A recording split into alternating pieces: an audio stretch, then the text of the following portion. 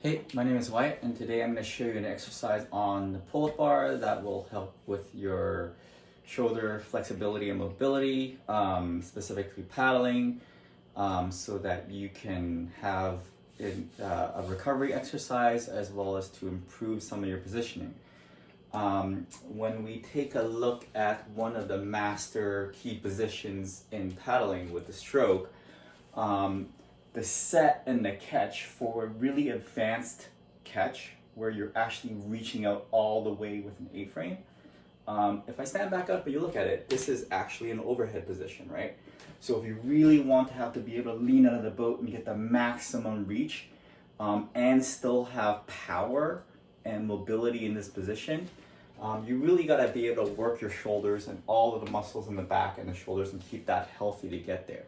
Now, what can you do kind of in dry land situation and training at home to have maintenance and to be able to get into that and to practice that? There are a few things you could do. So first of all, the simplest thing you could really do is just hang on a bar. Now, there are a few things that you have to keep in mind, even though it sounds simple, is not just hanging on a bar like a sack of potatoes. One of the things that you have to do is you have to keep an active shoulder, right? So when we hang and we grab into the bar just slightly wider than shoulder width apart, as you're hanging, you don't want it to be sagging and your shoulders touching your ears. You want to have it active, meaning you want to retract a little bit, right? And you want to keep this tension there and just kind of explore it. Now notice what I'm doing with the feet. The feet are in front of me and I'm actually tightening my abs to bring it here so that I can see my toes.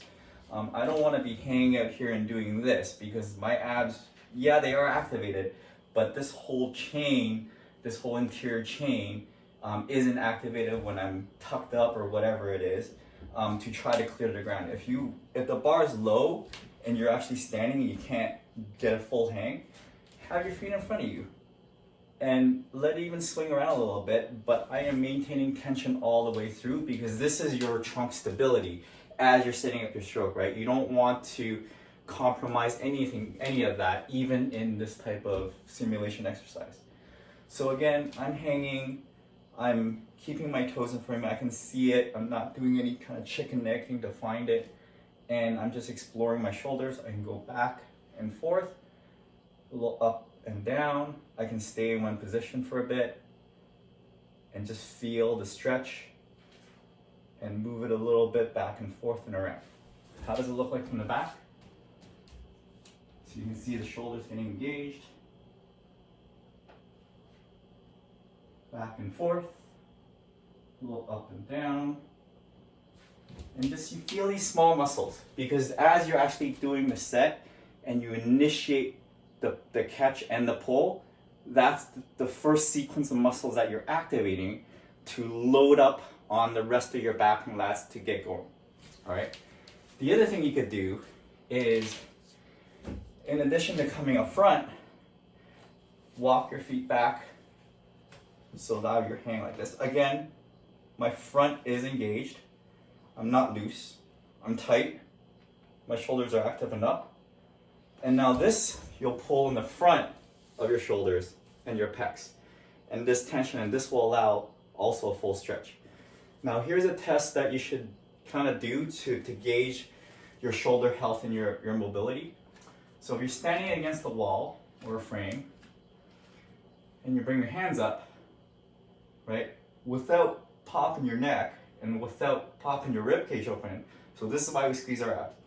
If you tighten your abs, you bring the rib cage down so that it's more of a neutral position, right? And you bring your hands up. And you want to see, with a neutral neck, everything in line with the door frame, rib cage in. Can you kind of peek at your ears from the side, right? If you can see your ears from the side with both hands up, as tall as possible. Okay, so again, my neck is neutral. I'm kind of there. That is a healthy shoulder position, right? Of course, if you start bringing your arms down, you can go back more and you have more range, but it's really up here where it's tightest. You want to feel where it is and you want to work on that. Now there's a bunch of things you can do to get this range that we can talk about later, But that's a quick test to go, okay, well, where is my shoulder? Where is the mobility? Where does it get sticky? Where does it get stuck? And if there's pain anywhere in there, you really got to pay attention to it. It's really hard on the rotator cuff with paddling. You really want to get warmed up. You want to get it nice and lubricated before you go. That's in the whole other video, how to get warmed up properly. But this is a quick kind of recovery exercise that I do that you can hang, keep your toes in front, your abs engaged so your rib cage is tucked in and you're not kind of bulging out. And you can just work these corners a little bit.